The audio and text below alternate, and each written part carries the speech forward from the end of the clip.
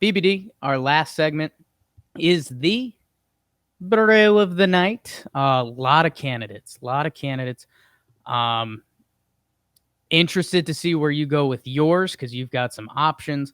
I don't think Jamal Murray's getting the shout, which feels criminal because he hit a couple big D shots last night. Win another game, Denver, and then we'll catch up with all of you. BBD, my bro of the night is going to Jose Ramirez. And the people know Little Poppy's never been too nervous to pat himself on the back. I wonder how many people just clicked out because I called myself Little Poppy twice. Anyways, 3 times. Jose Ramirez for the Cleveland Indians is making a late run for the MVP. And we did an episode of Talking Baseball yesterday, that's out today, where we were just circling up on some things. We kind of couldn't deep dive on the playoff chase because it changes literally every day. BBD, Jose Ramirez is leading baseball in WAR now. The different websites use different WARs. I think Fangraphs has him as the leader in WAR. Well, everyone knows the better version of WAR is whichever one supports your argument better. Yes. So. Yes, and that's fat. Rules are rules. Jose Ramirez has turned it on. And when this season, we did some before the season, potential hot takes / place your bets.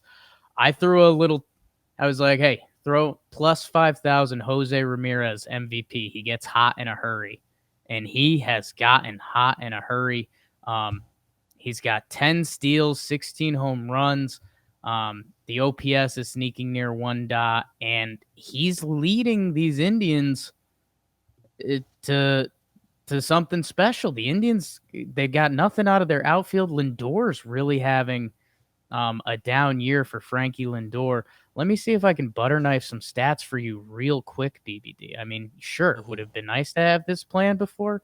Absolutely. But that's not live butter knife. Last 19 games, 10 homers, a 1.2 OPS. So my guy has turned it on. And by the way, he's just a fun player to watch. Listed at 5'9", 190. If you watch any of our shows, you know that means he's 5'8", 200. He's a really fun, good ball player. And he's leading Cleveland to the playoffs, and they might jump up some seeds. They might not, might be a little too late, but they'll be in the dance. And he is a dude you do not want to run into. Makes it so tough to play them with all the switch hitters. So I'm giving it to Jose Ramirez, walk-off homer last night. Jake, my bro of the night. I wanted to go a couple ways with it. It feels criminal not to give it to Jamal Murray after his little dick drop, but I don't know, the overall numbers weren't like amazing. If that capped like a 40-point night, it would have been like, oh, you got it. But win another game. And then when I decided I wanted to go with the baseball, it's tough again. There's a couple ways you could have gone with it. Yeah. Alex Dickerson's cool. Kepler has the tying homer and the walk-off, and there were a few ways to go. But I'm gonna get mean with it a little bit. I'm giving just a bruh to the Phillies. Like, what are you doing, dropping a doubleheader to this Nationals team when it's not a Scherzer day? It's not. I think I looked it up, I know I looked it up. I think it is like nobody had like a multi-hit. Nobody like went off. There wasn't like a multiple hit game.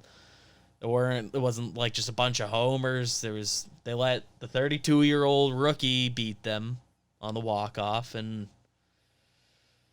dude, like, you can't do that. They'd be such a fun team to like root for in the playoffs because like pretty much everyone in that lineup is cool and fun. Girardi's a manager I like. Maybe a part of it is just all the Yankee connections for me, but like,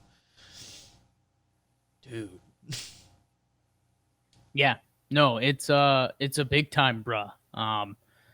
And tough because they're Jamal Murray, a lot of good performances, but I mean the Phillies. If we were doing, let's see, BBD, if we were doing pure storylines and pure clickbait order, I mean the Phillies should be probably 2 or 3. Because yeah, man, I mean that's a proud sports city. That's Philly. That's they signed Bryce Harper. They've made a lot of moves. Girardi. And, again, it's this kind of sick National League this year where depending what you do on a given day, you're in or out of the playoffs. And losing 2 games, BBD, my whole thing has been the race to 30. They now have a 29 in the loss column. So essentially, they'd have to go 3-1, which is very doable, but it's also not when you have other teams that have more losses to give up. So I don't know. I'm worried about Philly. At the same time, the Marlins are sliding, so I could see a world where the Marlins miss the playoffs and Philly gets back in as the 6th seed. So it's an insane year. But yeah, they dropped 2 to the Nationals. Nola in that first game, their guy, they really blew that one. So it's going to be interesting to see what kind of fight they have in him. But yeah, no, that's a bruh. They end the season at Tampa. And if Tampa hasn't clinched anything, or if they decide they really want that top spot, just to avoid Cleveland, they might still be trying to win games this weekend. Is my point. And they have the number 1 seed in the AL right now. That's not an easy matchup for them. They're out for me. I kind of don't want. If it wasn't for us doing this show, I don't think I'd ever look at a score the rest of the way, which is 5 days, but 4 days.